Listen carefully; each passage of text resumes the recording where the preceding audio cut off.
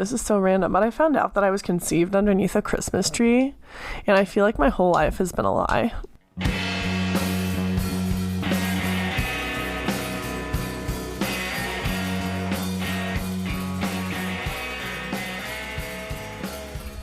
Hello, friends, and welcome back to another solo episode of Pickles and Vodka, the mental health podcast where imperfect people have imperfect conversations.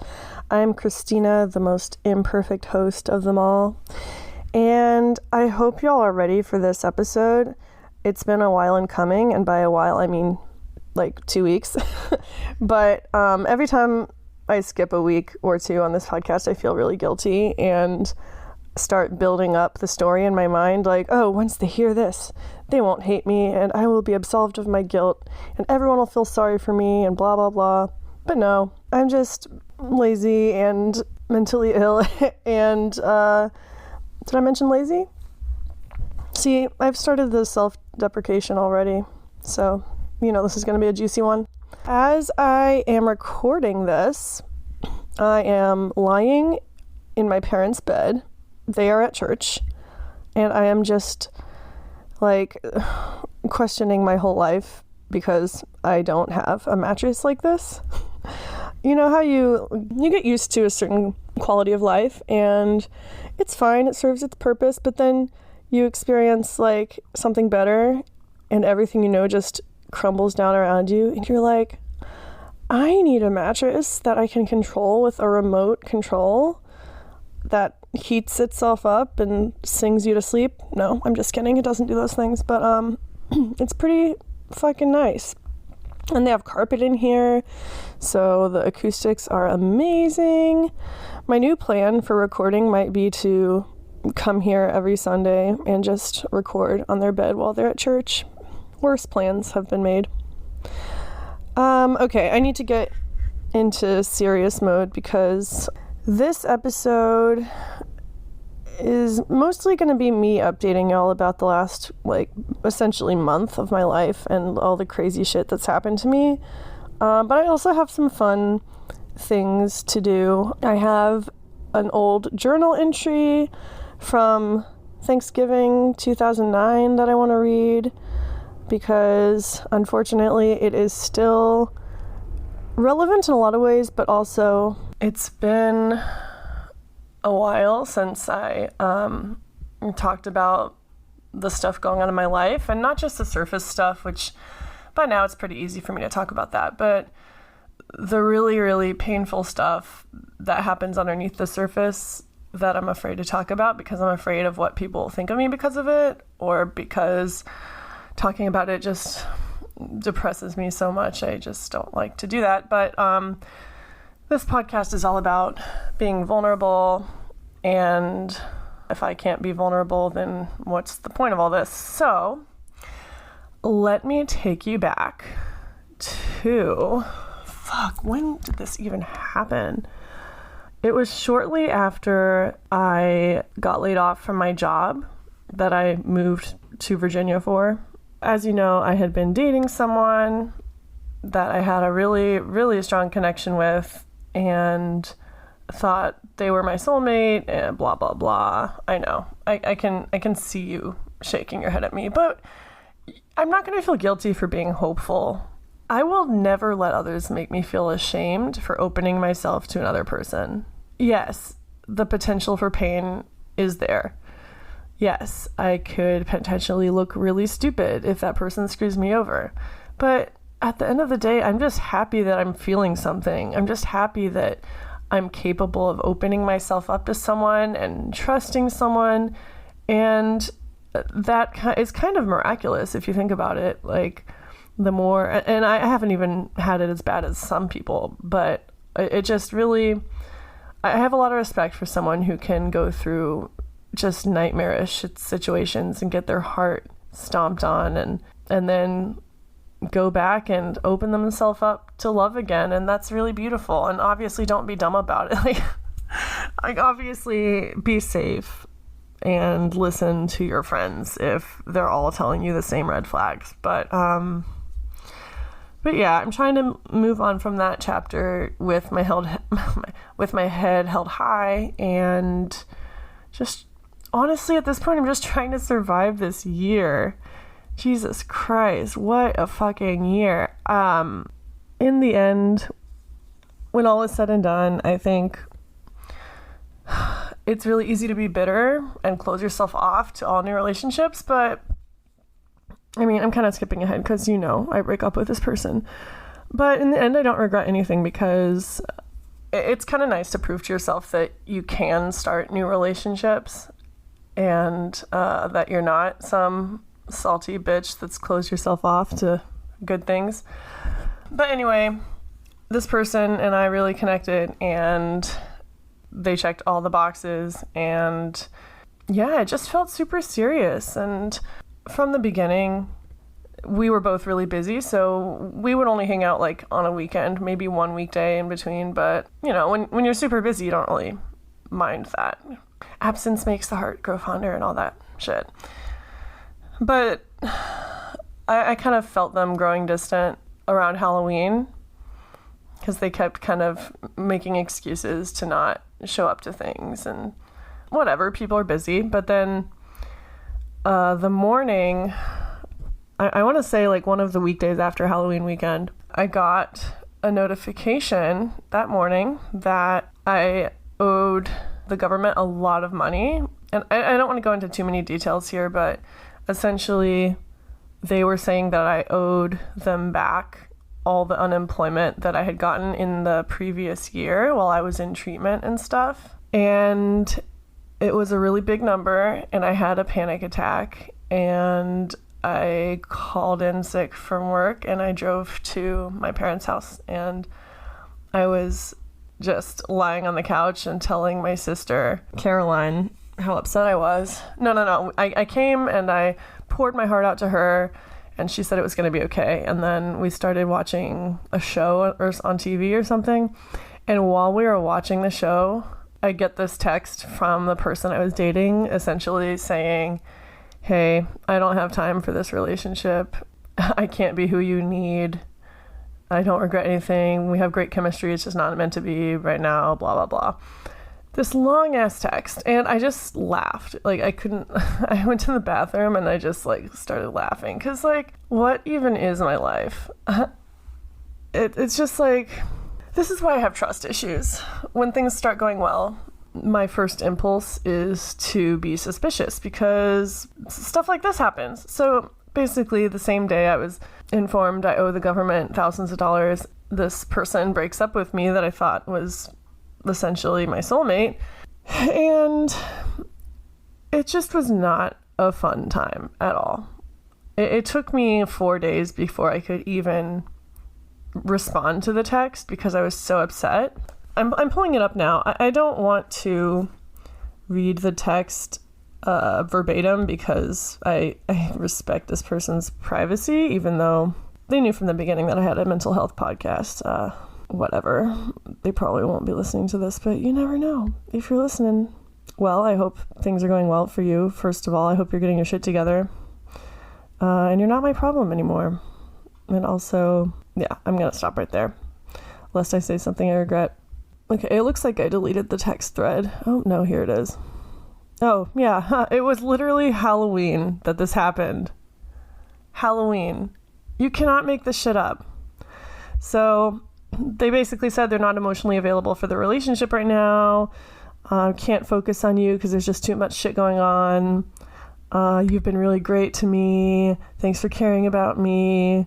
This is the right thing to do, blah, blah, blah.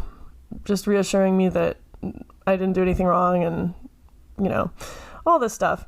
It really fucking hurt my feelings. First of all, the fact that, they say they can't be the person I'm looking for right now. First of all, how do you know what I'm looking for? Did I tell you that I want someone to be with me 24/7 and not have any problems? I don't know. I'm getting kind of worked up about it even now, but it took me a few days to respond, and basically this is what I said verbatim. Thanks for being honest, period. I don't regret anything, period. Hope you can get your shit together. And that's it. And I stand by that. They never responded. of course. And I don't know, it's been a month now, and obviously it's taken me this long to just be able to talk about it. I am grateful that they showed their true colors at the beginning and did this while it was still early, so the chances of me bouncing back faster were better. I get that. But like, fuck, this is the second time this year that this has happened.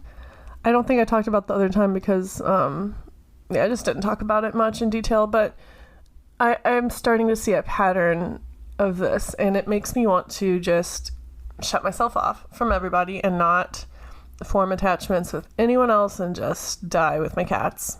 I don't know, I'm still processing it. It just sucks that it always happens at the same time. I feel like every time I take one step forward, I take 2 steps back. And in this case, it feels like 5 steps back, because no longer did I not have a job. I lost my financial security I've been working so hard to have since I moved here. I lost this really amazing relationship that I had great hopes for. And I lost my job. Like, I really like security, even if the job doesn't pay a lot. Like in the case of Starbucks, I worked for them for 7 years, and they weren't the best paying job, but for 7 years I knew exactly what my job was. I knew what was expected of me. I knew that I was really good at it, and that gave me a confidence that I haven't really felt since then. And part of me worries, do I have to go back to Starbucks? Like, am I just not cut out for an office job? Because I didn't even finish telling the story yet. After I broke up with this person, I got another job at this local business doing marketing. And after like 3 weeks, I want to say, I quit because the owner was a transphobic, fatphobic, racist psychopath, essentially. I might... you know what? I'm not going to cut that out. I'm not going to say who it is, but I just didn't want to work for someone like that. I don't know. It was just a whole nightmare. I never even put that job on my resume. And so the same week I quit that job. I quit on Tuesday. By Friday, I had gotten another job that I've been doing for the last week, and it's pretty good. It's like a fundraising job. I'm raising money for suicide prevention, anti-bullying, substance abuse prevention, like that kind of thing in K through 12 schools in the area, which is really, really awesome. Great cause. It's not easy for me to ask people for money. I've never really worked this sort of job before. I've never worked for commission before, so it's kind of scary, and I don't know how long I'll do it, but I think I'm looking at it from the point of view of what can I gain from this? Like, even if I only have this job for a week, what can I learn from it? And that's really helped me out because, as I've mentioned, like every episode, I'm old as fuck. I'm almost 30, and my career path has been extremely erratic. I don't have a dream job. The future is looking increasingly blurry. The more I try to figure stuff out and kind of guess what it is that I'll finally end up doing with my life, I don't come any closer to the answer. And I realize that kind of thinking is really problematic. And what even is a traditional career path? I mean, especially in recent years, those career paths just don't exist. No one works for the same company for 40 years and then retires anymore, except maybe, the military or whatever. I'm not alone in these struggles, but it definitely feels that way. And I do put a lot of pressure on myself too. So things have been hard. I also, in the middle of all this, I went off my meds cold turkey because I lost my health insurance. And I know what you're thinking. Don't quit meds cold turkey, but what else am I supposed to do? I can't pay $90 to get my meds like without insurance. Honestly, at that point I was so stressed out with trying to get meds because I've gone through a lot of different health fiascos this year. I started off the year with health insurance, went to treatment, quit my job, got on unemployment, while I was applying for jobs. I paid out of pocket a few times for like a month's supply. It's just been a shit show.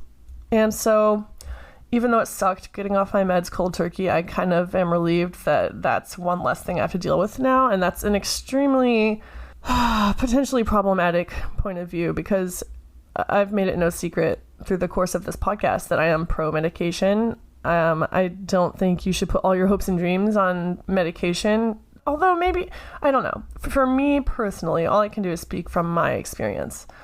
It's definitely helped stabilize my mood, and while it hasn't solved any of my problems, it's brought me to a point where I can at least deal with them without worrying about drastic mood swings. So I'm obviously pro-medication, but it's just not in the cards right now. And if I try to worry about it, it's just going to make me go even crazier than I already am. And so basically I've been crying every day for the last week. I never cry ever since I got on meds. I just can't cry. It's impossible.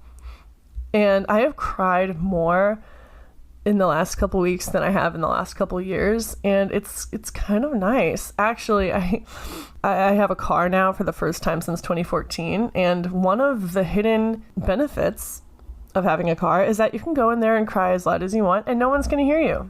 I would highly recommend it, especially if you have some like sad music from like 8 years ago you want to play to remind you of how much you've disappointed yourself and how you haven't really come any further. Sorry, I get really dark when I joke about this kind of stuff, because honestly the funniest jokes are the ones that are close to real life, and real life is pretty dark right now. So if you're still with me, I appreciate y'all so much. Okay, I made a list of stuff I wanted to talk about.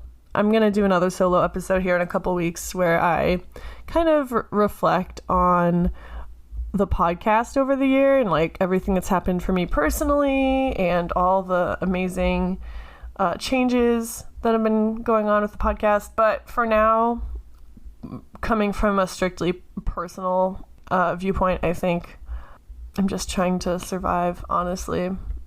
I'm just trying to get to December 31st, and then I think I might like sleep for a couple weeks. I don't know. Okay, so now we're at the part of the solo episode in which I read an old journal entry and I compare it to how I feel now.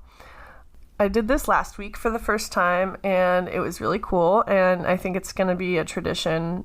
And I think it's really important to not forget about the past versions of yourself. I mean, well, okay, I'll just read it. So it's almost Thanksgiving, and that can be a really hard time. If you live in America, or just holidays in general for anyone, can be really difficult because you're oftentimes seeing family members you don't normally see and navigating all of that.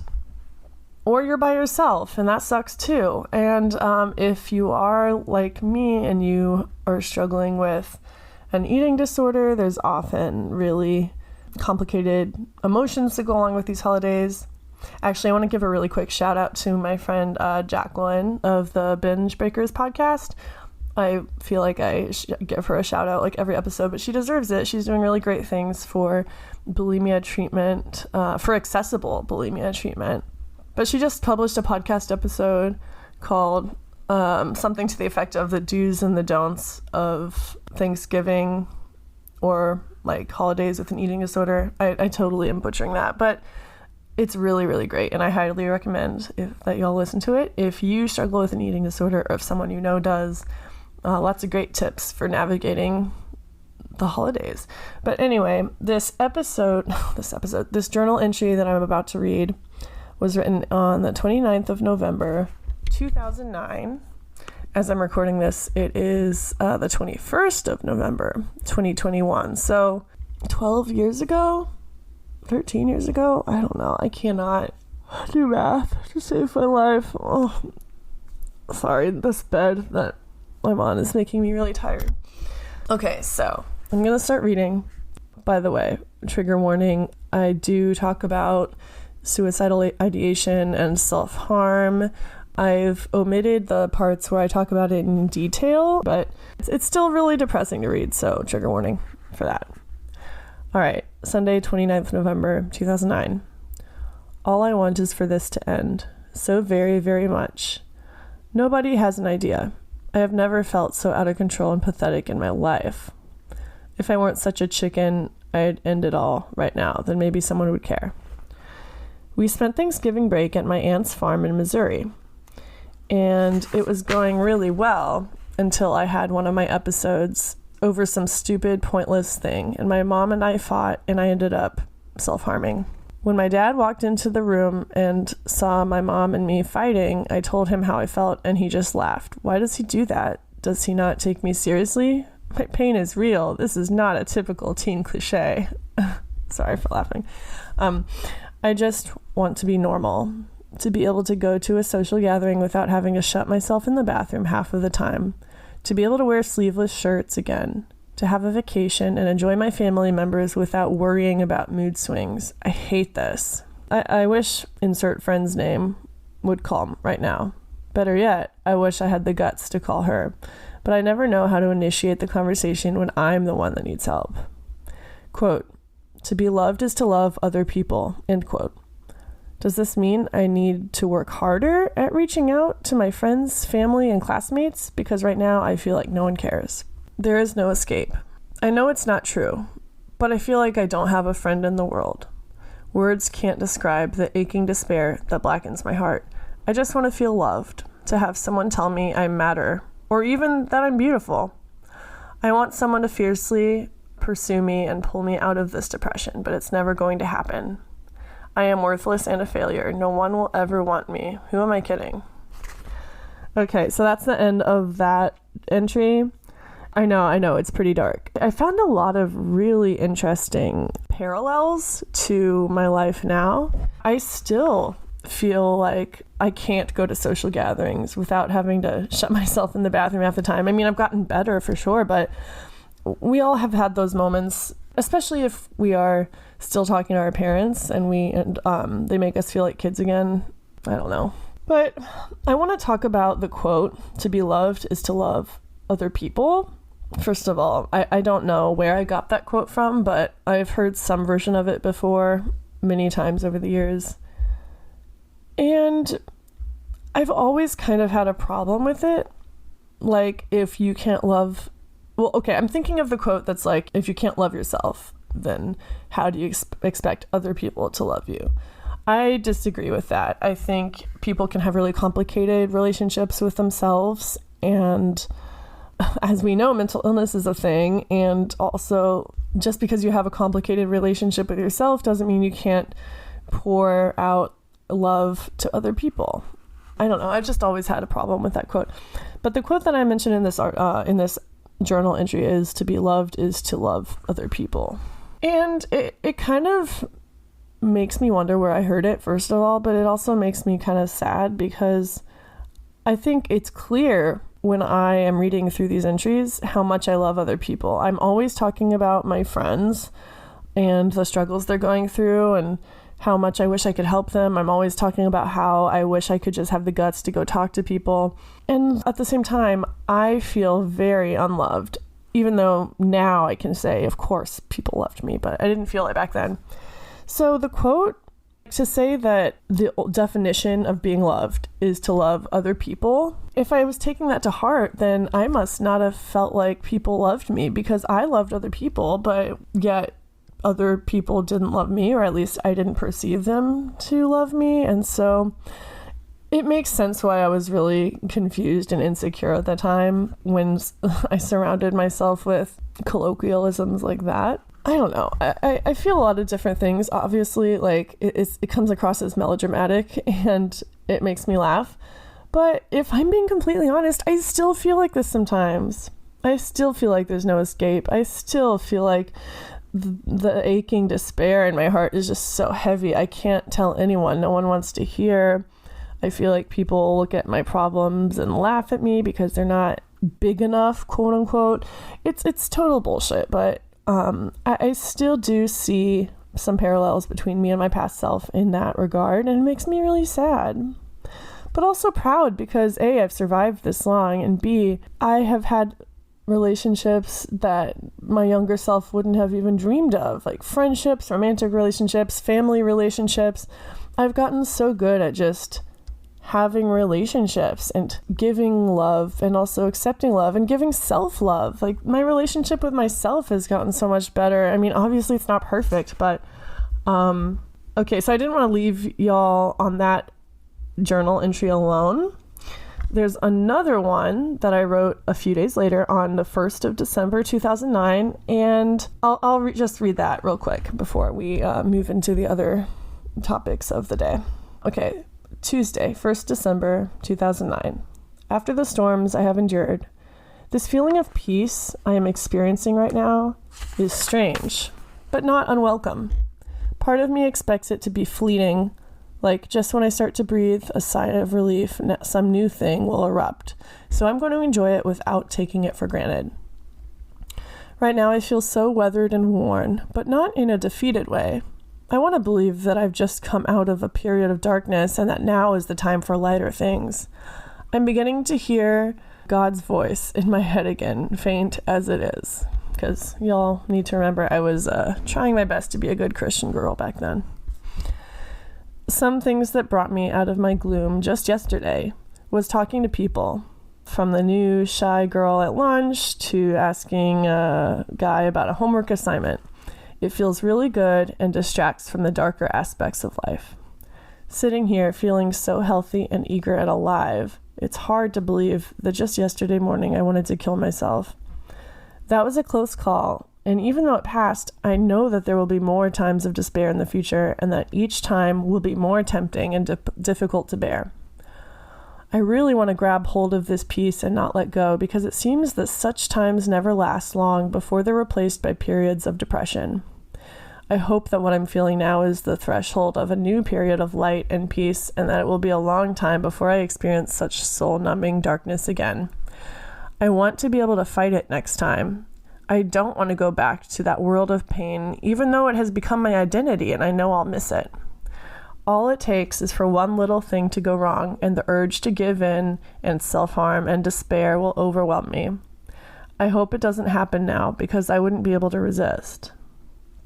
I self-harmed 3 times during Thanksgiving break, and the scars still throb as a reminder of my shame. Maybe these ones will be the ones that heal and are not replaced by new ones. I am trying to be hopeful.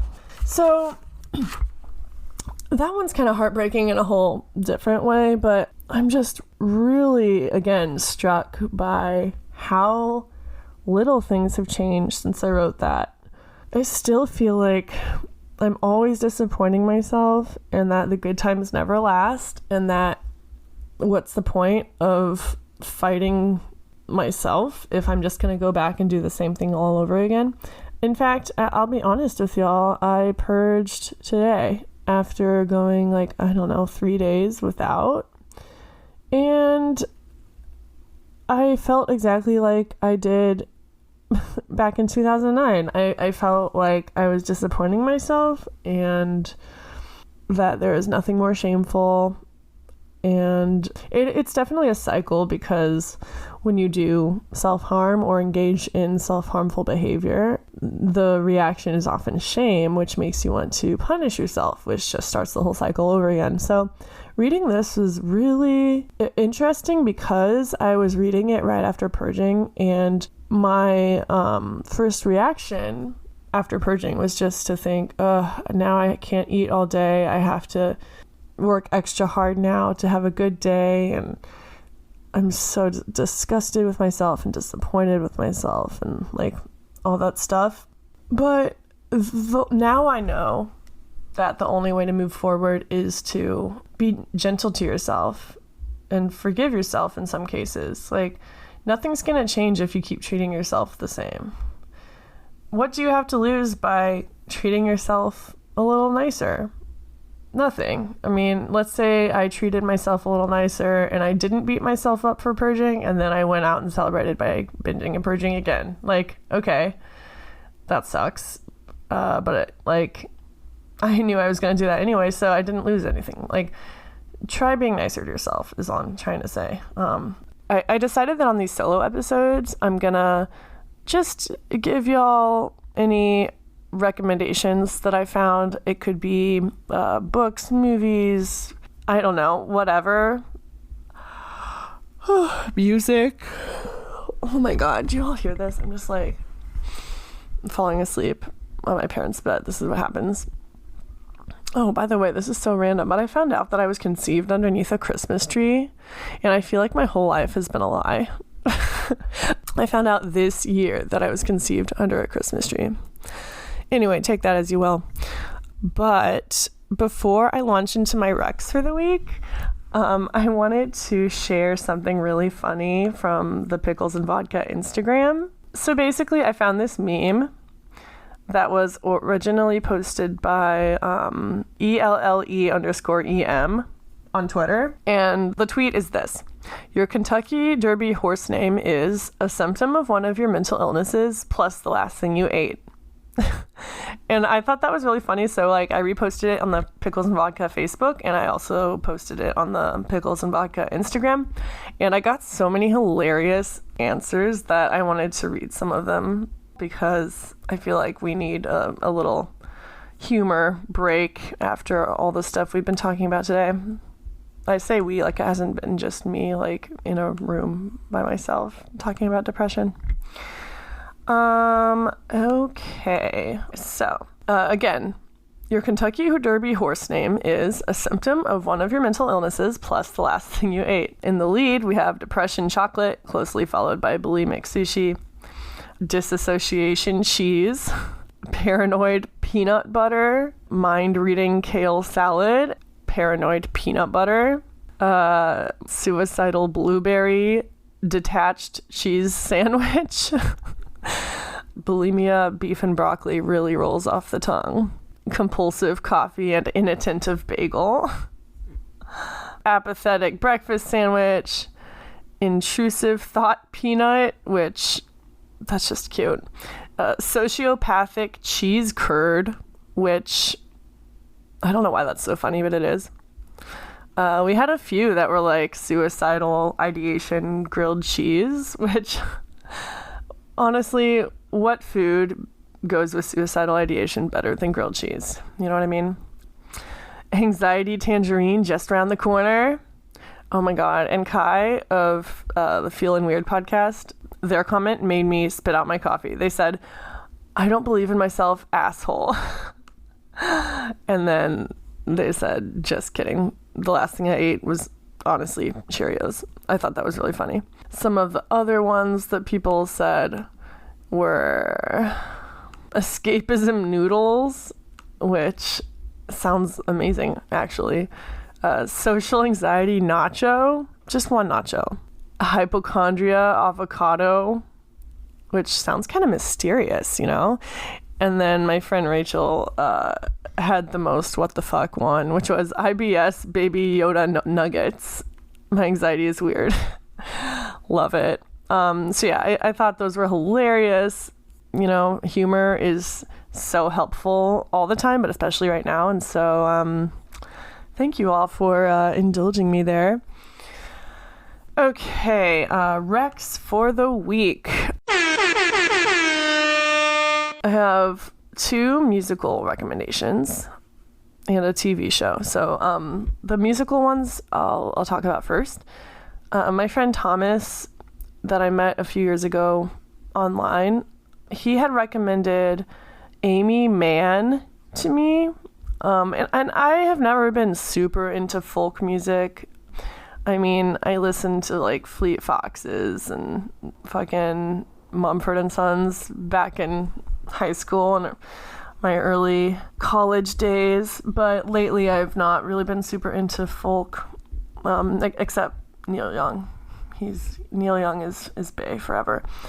But anyway, my friend Thomas recommended this album, Mental Illness by Aimee Mann, and that's Aimee spelled A-I-M-A-E, Mann spelled with 2 N's. I'll post everything in the show notes, by the way. But I forgot how much I loved it. When he first showed it to me like a couple years ago, I loved it, and then I forgot about it. And one thing I do when I'm driving late at night and I don't have the energy to curate a playlist is I'll pull up my liked songs on Spotify and shuffle through them. And every now and then I'll find a hidden gem that I forgot about. And this was definitely one of those times. I listened to the album from start to finish, and it was just so beautiful and poignant and just melancholy. Those are honestly my favorite kinds of music. And so I wanted to give a shout out to Thomas for initially recommending that to me. I wanted to recommend it to y'all because it's sad, sure, but it's also very soothing and relaxing and relatable. And I think we all need stuff like that, this time of year especially. The second musical recommendation I have is the new album by Beach House. I am a Beach House stan. Like, I discovered them in Austin in 2013 when my friend Aaron showed them to me. And they're one of those bands that just, I can be in any sort of mood, doing anything, being anywhere. And when Beach House starts playing, I'll like start bawling. I think like the only time I've ever cried during sex was to a Beach House song. Dexter! Oh, my parents' dog wants to be let out. Okay, hold on. Okay, so the Beach House album that just came out, I was driving home from my parents' house late at night and I was really sad. And it's just an EP. It's a really short listen, only 4 songs. So if you're like me and you have a hard time listening to a whole album from start to finish, this is the perfect length to just enjoy in the car, whether you listen in the morning, on your way to work, or at night when you're feeling moody. It's just great. It's called Once, Twice Melody is the name of the EP. And my favorite song is track 2, Superstar. It's everything I want in a song. It's sweeping and epic and melancholy and sweet and painful and just beautiful. And it really lifted my spirits when I heard it while simultaneously crushing my soul. So highly recommend. New EP from Beach House. The last recommendation that I have for y'all is a show on Hulu. I can't remember if I recommended it before, but in any case, I've finished it now. It's called Dopesick, and it is a drama all about the beginning of the opioid epidemic and how Big Pharma tried to cover it up and how it affected everyone from the CEOs in the boardroom to the miners in Pennsylvania who were taking it because of their pain. Like, it's just, I can't even begin to describe how broad and thorough this show is. It's not a documentary. I have seen documentaries about the opioid epidemic and I really enjoyed them, but this is just really, really emotional in a way that the documentary wasn't, just because it's really showing us people overdosing and people trying to get better and failing, and like how all the relationships are being affected and how no one was able to escape it. Not even, well, I won't give anything away, but if you haven't seen Dopesick on Hulu, it's also pretty watchable. It's like 7 or 8 episodes, I think, but just astounded. Like, when I saw it, I was just astounded, and it does have a happy ending, happy-ish, hopeful ending, I want to say. It's going to leave you feeling okay about the world, maybe. I don't know. I'll just stop right there, but go watch Dopesick if you're interested in that kind of thing. I want to think if there's anything else I want to talk about. I mean, I know there is, but I think it's going to have to wait until another solo episode because I feel like I've reached my limit and I'm starting to ramble and feel flustered, and I think I'm going to go home and feed my kitties and then go to the beach. I've started going to the beach in the winter and just like smoking and reading and listening to music. It's great. In fact, if you have the opportunity, go to the beach and listen to Mental Illness by Aimee Mann or Once, Twice Melody by Beach House. Those are great winter beach albums if you will. Thank you for listening to this. If you lasted the whole way, I'm really appreciative of all of y'all, and it's just been really nice to have the support of my listeners during this crazy time in my life. And I don't know what next week is going to hold. Anything could happen. But yeah, I have a great episode coming out with a great guest. I have a great couple guests, actually, that I'm going to be releasing over the next few weeks. So yeah, really excited for y'all to hear that. I hope that the holidays are not too painful for y'all. And if they are, just try to remember that it's all temporary and no one's going to give as much of a fuck about you as you. But with that said, you do deserve help, and asking people for help is valid, and don't try to do it all on your own, because you have people who love you, even if they're just quote unquote online. That's all I got. I'm making less sense the more I talk. So thank you all for listening. As always, follow me on Instagram and Facebook, Pickles and Vodka Podcast, for surveys and memes and sometimes cat videos. Look out for more exciting news in the next few episodes. Have a great week, and I will see you then.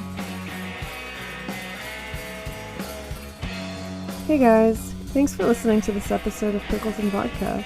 If you could relate to anything we talked about, you can follow the podcast at Pickles and Vodka Podcast on Instagram, on Facebook by typing in Pickles and Vodka Podcast. You can also email me at picklesandvodkapodcast@gmail.com if you have any stories or if you just want to say hi.